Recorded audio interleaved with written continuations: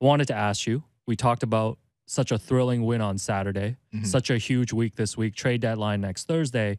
Seeing these performances by the Raptors, especially the triple overtime win, simple question, big question Monday for you, Will. Does the Raptors front office owe it to this team to upgrade the bench and the roster at the trade deadline for the rest of this season? Yeah, I mean, I don't know about owe it to this team specifically, because that sounds like, stronger language than it is. I mean, the front office's job is to do the front office jobs, to make the right moves, to add to the team, to be shrewd about what they're doing. And I think they've actually this year telegraphed quite clearly what they want to do, which is that they want to add to the team. They're willing to include a first-round pick. They're willing to use their expiring salaries, which is, Goran Dragic, potentially Chris Boucher. And they don't want to move any of their core pieces, right? So, we actually do know what their plan is. We have a pretty good sense of that. Now, what can they get with that group? I don't really know. You would figure if they're willing to put a first-round pick on the table, then you're probably going to be able to get something, especially when you consider the fact that Goran's salary is expiring. So my question, my follow-up for you, are you willing to put a first-rounder on the table? I think so, yeah. I think so. I mean, look, the Raptors clearly do really well with their first-round picks, right?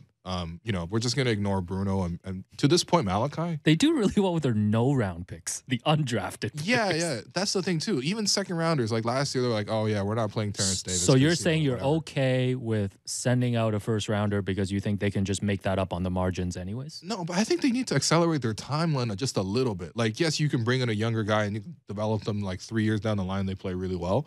But, realistically, Fred is ready to win right now. He's a young vet. You're probably going to look to re-sign him, right? And he's going to hit free agency after the end of next season. Oh, he's going to get a Max Strauss. Okay, max contract. What's going on with you today, man?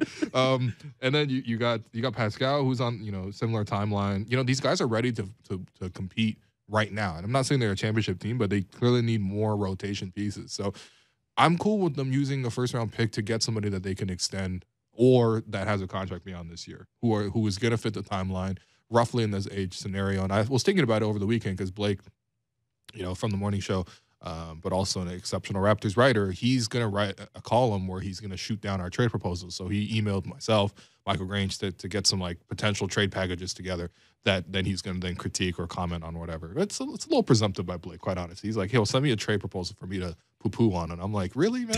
I'm going to give you some earnest trade proposals, okay? Sicko. Let me get my Bobby Webster on. So one of the proposals I was thinking about, and probably my favorite of the three, was Yusuf Nurkic, who is expiring from Portland, making $12 million this year.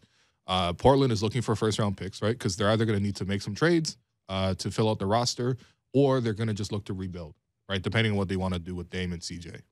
Somehow they still got Dame and CJ. Every year they got Dame. Anyway, whatever. It's like Kyle DeMar of the Pacific Coast, Yeah, I guess they're even more north, technically, by a few degrees of latitude. But, yeah, I mean, so Nurkic is a guy who's 27, right? He has an injury history, but he has been mostly healthy the last 2 years. And they did seem like one-time injuries. If you shatter your tibia or whatever, that doesn't seem like a recurring thing. You're not going to constantly shatter your tibia. But in any case, yeah, I mean, he's a guy who can come in. I think his ability to sort of play in that pick-and-roll game with a guard who's going to demand double teams out top. I'm not saying that Fred is on Dame's level, but people have been guarding Fred the way they guard Dame, that kind of level of trapping and stuff like that. So you got a guy who's experienced playing in that role, who can set huge screens, which I know it sounds like you're really leading with screens. Yes, I'm leading with screens.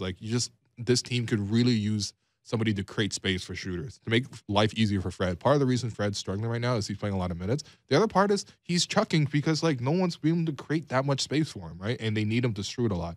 So I think Nurkic can really help in that front. He's also a guy who can really play make for you. They don't give him the ball as much in Portland based on the way they play when they're fully healthy, but of late he's been getting the ball. He's going to regularly get you a couple of assists out of the post. Maybe do a little of that Marc Gasol thing, and of course he's just really big as well, and he's really defensively sound at the rim, solid rebounder.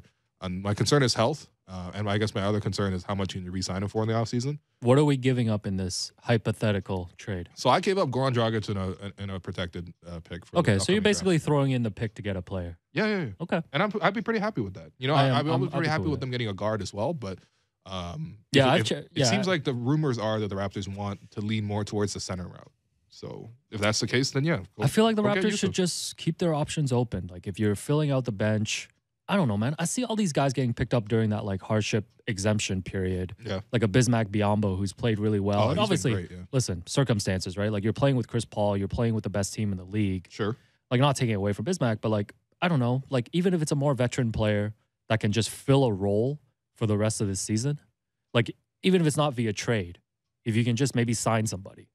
Because to me, it is getting a bit dire if you're trying to both win and be able to play 8 guys every night.